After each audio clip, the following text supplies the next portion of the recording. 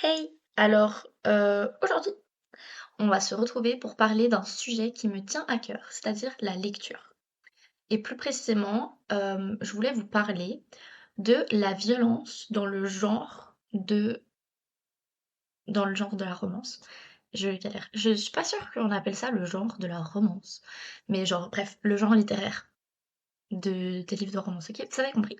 Anyways, le mois passé, il s'avérait que je lisais le livre Hunting Adeline de H.D. Carlton et c'est un livre que, j'avais décidé que j'allais pas lire parce que enfin bref, j'avais pas spécialement envie de le lire, mais je l'ai vu beaucoup, beaucoup, beaucoup passer sur TikTok et du coup je me suis dit: «Bon vas-y, genre give it a shot, on essaie de le lire et tout». Du coup je l'ouvre et genre j'arrive dans les trigger warnings et déjà, je trouve ça particulier d'avoir des trigger warnings dans les livres de romance, vous voyez? Parce que c'est pas des thrillers ou des scènes enfin ou des trucs comme ça. Donc bref, je me suis dit: «OK, on va lire les trigger warnings» et là je vois stalking, non-dub con. J'ai dû aller look it up parce que je savais pas ce que c'était. Du coup, c'est non-consensual and dubious consent. Donc en gros, c'est genre des relations non consensuelles. Ça commence bien, n'est-ce pas? Et après, bah, un peu genre des trucs basiques en mode graphic violence in sexual situations. Et puis ensuite, il y avait sexual trafficking, child sacrifice et cannibalism. Donc j'étais là: «OK». Alors j'ai pas signé pour ça moi. Mais bref, je me suis dit: «OK, vas-y, c'est pas grave». Après je me suis dit: «OK, on va regarder ce que les gens en pensent» parce que vraiment sur BookTok, hem, les gens étaient absolument trop fans. Ils étaient là genre: «Oh mon Dieu, Zaid c'est le nom du mec principal. Ils étaient là: «Zaid il est trop bien et tout». Donc c'est pour ça que moi je suis allée lire le livre, vous voyez? Et donc je vais sur les commentaires Goodreads. Si vous connaissez pas Goodreads, c'est une application où genre tu peux lister les livres que tu lis et tout. Donc je vais voir les commentaires et là j'en ai pris 3 pour vous citer, juste pour que vous voyez un peu le truc. Donc premier commentaire que je vois, genre premier de toute la liste: «Zaid is 10 out of 10 crazy, but so hot. How?» Donc OK. Après je vois: «Zaid is the most terrifying and possessively doting creature». OK, terrifying et possessive. C'est pas ce que je veux dans mes copains, mais bref. Et après, troisième commentaire que je vois: «The man doesn't know how to approach a girl right, but at the same time he's doing things that make him such a good person». Hem et ouais, bref. Après lire le livre, j'étais là: «Et comment vous pouvez penser que c'est une bonne personne?» Et du coup, enfin, vraiment, j'étais fascinée par le fait que ce livre était complètement tordu. Pourtant, je l'ai fini, vous voyez? Et donc à la fin, je me pose la question: pourquoi est-ce que la violence, elle est glorifiée dans les livres de romance? Donc du coup, bien évidemment, parce que je suis pas très normale, je commence à faire mes recherches. Et là, je me rends compte que effectivement, dans pas mal de mes livres, heu, l'amour qui est décrit comme étant très passionnel, très idyllique, très fort, il est souvent associé à une forme de violence. En général, dans les livres, les couples, ils passent toujours par une chute hyper violente, enfin, il y a toujours une dispute assez violente, que ça soit verbale, émotionnelle ou physique et cetera. C'est presque comme si c'était un peu un prérequis pour publier un livre dans ce genre, vous voyez? Donc dans ce podcast, je vais parler de quelques livres, je vais citer quelques livres et là je vais juste vous les lister juste pour que vous ayez une idée. Donc premièrement, je vous ai parlé de Hunting Adeline de H.D. Carlton, où il y a les 2 personnages principaux, il y a Zaid qui va, stalker Addie, elle s'appelle Adeline, il va la violer plusieurs fois, il va être très violent physiquement, très violent verbalement, émotionnellement, il va la contrôler beaucoup. Après je vais vous parler un petit peu de ACOTAR, A Court of Thorns and Roses de Sarah J Maas. Donc là, c'est Tamlin, le premier love interest, qui va rabaisser Feyre, genre, pas mal de fois et après, il va finir par la séquestrer dans son manoir. Donc bref, même si c'est pas la personne avec qui Feyre va finir, c'est quand même intéressant à souligner. Après, j'utilise l'exemple de It Ends With Us. J'ai pas lu le livre, mais bref, on voit tous un peu qui c'est si on est un minimum sur BookTok et je trouve ça important de le citer parce qu'il y a une adaptation en film qui va bientôt sortir avec, Blake Lively, donc ça va être assez connu. Et c'est vraiment, bah, un livre qui glorifie pas mal la violence domestique. Et ensuite, je voulais citer des classiques, juste pour pas que les gens disent que c'est juste parce que la littérature est en train de se dégrader. Donc, en termes de classiques, j'ai choisi de parler de Hamlet de Shakespeare, Wuthering Heights, donc genre Léo du Hurlevent de Émilie Brontë et Tess d'Uberville de C'est qui a écrit? Thomas Hardy.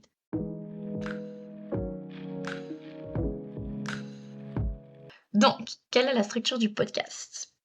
Premièrement, j'aimerais répondre à la question: pourquoi est-ce que le personnage principal masculin, pourquoi est-ce qu'il est souvent abusif, que ce soit émotionnellement, verbalement, sexuellement ou physiquement, envers la female main character? Et vous verrez que je vais parler de différents types de violences parce qu'on a très souvent l'habitude de tolérer les manipulations émotionnelles et les disputes verbales. euh, mais en fait, il faut comprendre que c'est quand même très traumatique dans une relation et ça blesse la relation énormément et donc on peut le considérer comme de la violence. Anyways, donc la deuxième question que moi je me pose, c'est pourquoi est-ce qu'on lit ce genre de choses? Pourquoi est-ce qu'on cautionne ces choses dans la littérature? Donc, moi j'ai envie de commencer par cette phrase: «Entre l'amour et la haine, il n'y a qu'un pas». Je pense que vous avez déjà tous entendu cette phrase. Et du coup, moi, je veux essayer de comprendre pourquoi est-ce qu'on la pense. Donc déjà, premièrement, ce que je me dis, c'est que je vais regarder dans la recherche scientifique, donc dans la littérature scientifique, qu'est-ce que les gens en disent. Donc moi, je regarde et je me dis, ok, Freud, qu'est-ce qu'il nous en dit? Donc la psychanalyse, qu'est-ce qu'ils nous en disent? Freud, il nous dit que la juxtaposition de l'amour et de la haine, elle est due à une ambivalence émotionnelle quand on est enfant. Donc à une situation non résolue quand on est enfant. Donc en gros, qu'est-ce que ça veut dire? Ben ça veut juste dire que l'amour-haine, elle nous vient en gros de nos daddy and mommy issues. En gros, c'est ça qu'il nous dit. Moi, vu que je veux pas avoir que de la psychanalyse comme source scientifique, je me dis, ok, regardons dans les recherches plus récentes. J'ai trouvé une recherche de 2006 de Margaret Clark qui est assez intéressante et qui en fait va nous montrer que les gens qui voient leur relation comme étant soit complètement parfaite, soit complètement horrible, donc en termes d'extrême, ils ont tendance à avoir une faible estime de soi. Et ça, c'est assez intéressant parce que moi, je définis une relation d'amour-haine par ses hauts et ses bas extrêmement extrêmes, tout simplement.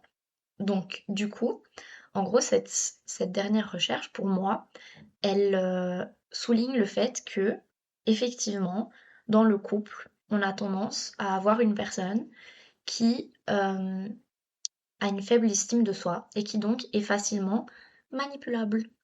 Et dans la littérature, en général, c'est la femme. Donc en gros, ça m'a juste permis de trouver le thème à développer dans ce podcast, qui était la relation qui est complètement biaisée en faveur de l'homme dans les romans d'amour. Parce que forcément, si l'homme il a plus de pouvoir que la femme, il va l'exprimer d'une certaine façon, qui pour moi est la violence. Donc, regardons un peu les profils des personnages dans la littérature en général. Souvent, l'homme, il est soit riche, soit d'une classe sociale plus élevée, ou alors il est hyper beau, hyper fort, hyper musclé, hyper intelligent, ou alors il a juste un ego surdimensionné. En général, l'homme est très euh, glorified, même si il est méchant, même genre dans les livres où il y a un homme qui est meurtrier ou qui est dans la mafia ou peu importe.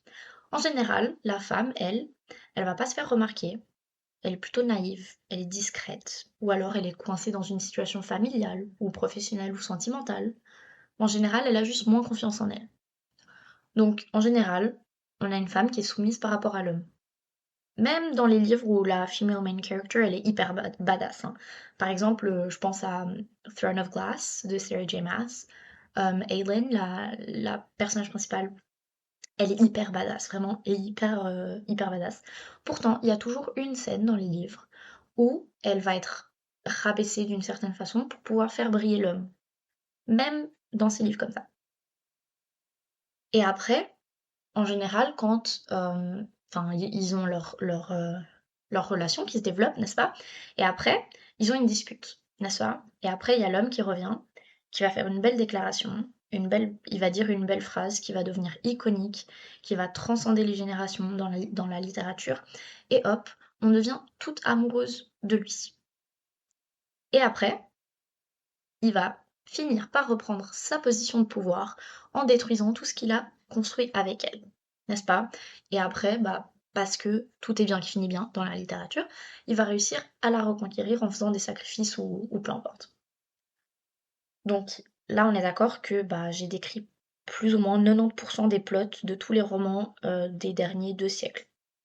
Je pense que, ouais, c'est plutôt une bonne description des, des livres romantiques.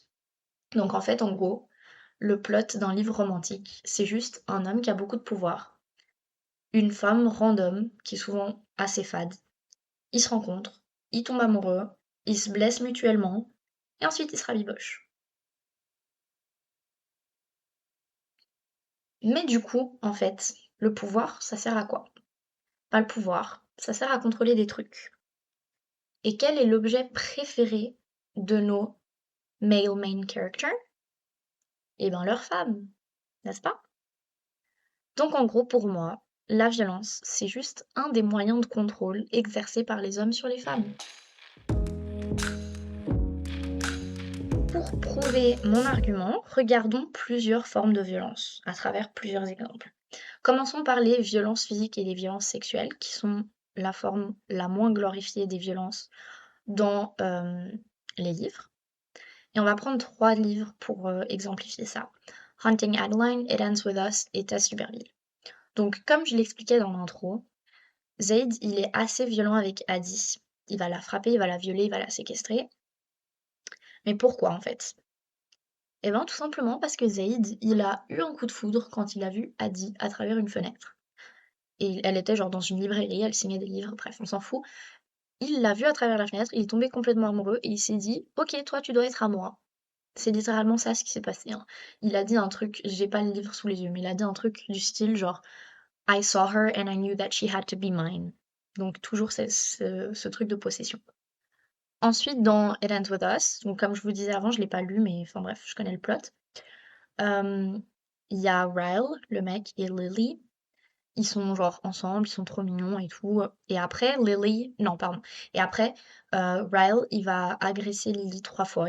Notamment une fois où il va la pousser dans les escaliers, puis après il va lui dire: «Mais non, je t'ai pas poussée, t'es juste tombée».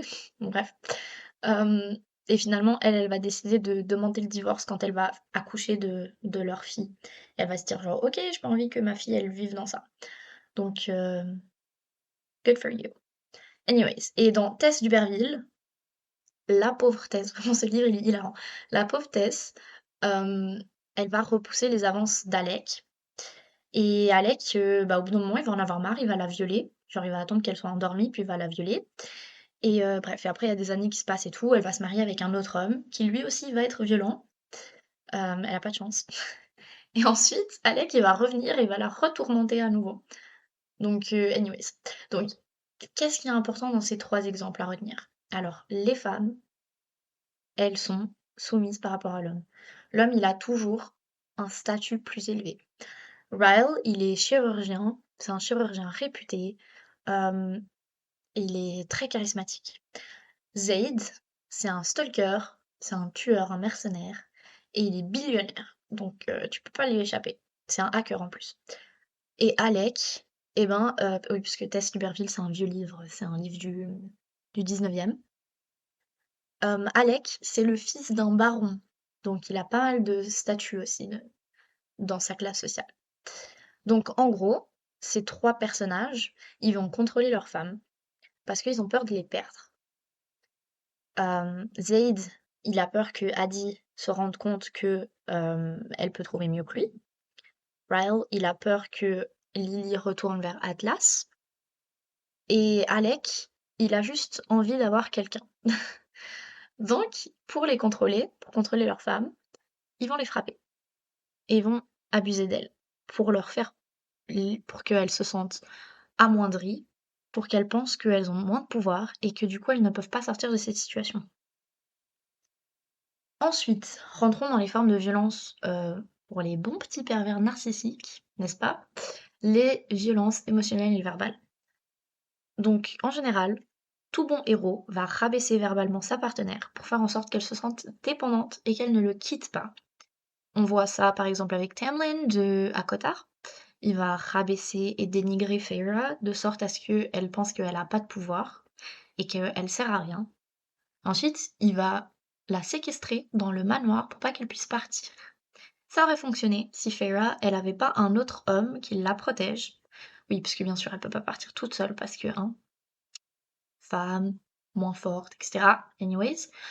Et bref. Et du coup, après, il y a Rhys qui arrive et qui la sauve. Et s'il veut, il peut venir me sauver aussi. Bref. Ensuite, on a Hamlet. Donc, à nouveau, on rentre dans nos classiques. Hamlet, qui est le personnage d'une pièce de théâtre de Shakespeare, qui, lui, va dire à Ophelia, sa love interest, il va lui dire Get thee to a nunnery. Donc, en gros, ça veut dire genre retourne dans le bordel où tu mérites d'être. D'ailleurs, c'est important de préciser que quelques actes après, je crois que c'est un acte après, il y a Ophelia qui va se suicider, notamment un peu à cause de ça, mais aussi parce que son père meurt. Et bref, elle va se suicider et Hamlet, il arrive à son enterrement et il a le culot de dire I loved Ophelia. 40,000 brothers could not, with all their quantity of love, make up my son. Qu'en gros, genre, il l'aime plus que 40 000 frères réunis. Mais bon, il lui dit quand même que c'est une grosse pute. C'est super. Anyways, et mon exemple préféré, celui pour lequel j'avais trop envie de faire ce podcast, Heathcliff, bien sûr, de Wuthering Heights. Pour moi, c'est le roi de la trope anti-héros. Genre vraiment, c'est le anti-héros qui a créé ce trope de personnage. Donc, Catherine, qui est la female main character, elle est totalement réduite à la folie par son cher et tendre Heathcliff. Elle est vraiment amoureuse, genre pour le coup, enfin, elle est totalement, totalement amoureuse. Et d'ailleurs, elle va dire cette phrase culte, Whatever our souls are made of, his and mine are the same. C'est genre la phrase un peu du livre. Et bref. Et c'est marrant ici parce que la balance de pouvoir, elle est de base plus du côté de Catherine. Faut savoir que enfin bref, en gros, Heathcliff c'est genre un peu le domestique de la maison et tout, donc c'est elle qui a genre plus de pouvoir. Et c'est elle d'ailleurs qui va briser le cœur de Heathcliff en premier. Mais bien sûr, comme monsieur va vouloir reprendre le dessus sur l'histoire, eh ben il va faire une si belle tirade où en gros il va lui dire You deserve this, you have killed yourself, you loved me, then what right had you to leave me? Et c'est cette phrase que je trouve extrêmement clé pour toute toute cette thématique, tout ce sujet. En gros, les hommes, dans les romans, ont tendance à considérer la femme comme leur possession. Et donc, si ta femme est une possession que tu as, tu te sens forcément légitime de les abuser de toute manière qui te convient. Maintenant, passons à la deuxième question. Pourquoi est-ce qu'on lit ce genre de choses? Alors, moi je veux qu'on fasse un petit deep dive dans le cerveau. Qu'est-ce qu'on sait actuellement? Alors, actuellement, d'ailleurs, c'est d'une recherche que je vous mettrai en barre d'infos. Oh my god, c'est trop stylé de dire ça. Anyways. Une recherche de Zeki en 2008 nous a montré que le sentiment de haine, il est en gros, enfin il arrive en gros du cortex insulaire. Donc de l'insula et du putamen, c'est genre deux parties dans ton cortex insulaire. Anyways. Mais en fait, ce qui est hyper intéressant, c'est que ce pattern d'activation cérébrale de la haine, c'est le même pour l'amour romantique. Donc en gros, on ressent l'amour grâce aux mêmes structures neuronales que celles qui nous font ressentir la haine. Donc du coup, ça nous paraît cohérent que on puisse passer de ces deux sentiments assez simplement. Et d'ailleurs, c'est aussi intéressant de souligner que l'agressivité et les comportements violents, ils sont aussi générés par ces mêmes structures. Donc pour moi, ça explique un peu la corrélation entre l'amour et la haine. Mais donc du coup, pourquoi est-ce qu'on a un attrait pour ce genre de livre? Donc personnellement, ma théorie, et ça c'est complètement ma théorie, ok? Ma théorie, c'est que cette ambivalence qu'on ressent quand on lit ces livres, donc genre, ce que j'entends par ambivalence, c'est que on va aimer ces personnages parce qu'ils sont écrits d'une façon à les rendre, attachants. Donc on aime les personnages, mais d'un autre côté, on n'accepte pas leur comportement. On les trouve toxiques. Donc du coup, cette ambivalence qu'on ressent, hem, ça va nous aider à nous développer émotionnellement. Donc qu'est-ce que je veux dire par là? En fait, je veux tout simplement dire que, on aime ces conflits d'émotions parce que ça va nous pousser à ressentir plein d'émotions et que ces émotions-là, elles sont conflictuelles. Comme je vous disais avant, on aime les personnages, mais on n'aime pas leurs actions. Donc du coup, ce truc de les aimer et de pas les aimer en même temps, ça nous pose un conflit. Et selon la théorie de Festinger, de la dissonance cognitive, en gros, quand on a 2 états qui sont conflictuels, 2 émotions qui sont conflictuelles, on a besoin de résoudre cette dissonance. Et donc quand on résout cette dissonance, on a à nouveau une cohésion dans notre cerveau et on se sent à nouveau bien. Mais en gros, comment est-ce qu'on va résoudre la dissonance? Eh ben, c'est en se disant: «OK, il a des comportements qu'on n'accepte pas, mais» vous voyez? On leur trouve toutes les excuses. Mais par contre, bien sûr, si on n'aime pas autant les personnages, alors là, bah, ça va être plus facile pour nous de dire: «OK, ce personnage, il est genre enfin la meuf, elle l'aime, mais voilà X, Y, Z de raisons que c'est un mauvais personnage et donc on l'aime plus et donc on n'accepte pas ses caractéristiques et ses comportements». Par contre, si on aime beaucoup le personnage, ben, on va lui trouver des excuses pour être là: «OK, il a fait cette action, mais regarde, il avait cette raison-ci, cette raison-là et puis, il a été frappé quand, il était enfant» et cetera. Vous voyez un peu le bail? Bah, c'est ça. Donc comme je vous disais, moi je base ma théorie d'après les travaux, bah, sur la dissonance cognitive de Festinger et sur, l'étude que j'ai lue de l'ambivalence émotionnelle. Pour résumer mon hypothèse en 2 mots, je pense que l'ambivalence des relations amoureuses toxiques, elle va nous permettre d'augmenter notre intelligence émotionnelle parce qu'on doit se mettre à la place des personnages et qu'on doit décider qu'est-ce qu'on ferait à leur place, pourquoi la situation elle est pas bien, enfin bref, on doit évaluer toute la situation et donc ça nous permet de développer notre intelligence émotionnelle. Donc, la conclusion de ce podcast, alors pour moi, la réponse à la problématique, pourquoi est-ce que le male main character est souvent abusif envers la femme, c'est pour mieux la contrôler. On a vu ça à travers plusieurs exemples que je vais pas vous citer parce que c'est chiant. Et pourquoi est-ce qu'on lit ce genre de livre? Eh ben pour moi, c'est tout simplement pour nous faire réfléchir, pour nous permettre de nous développer émotionnellement.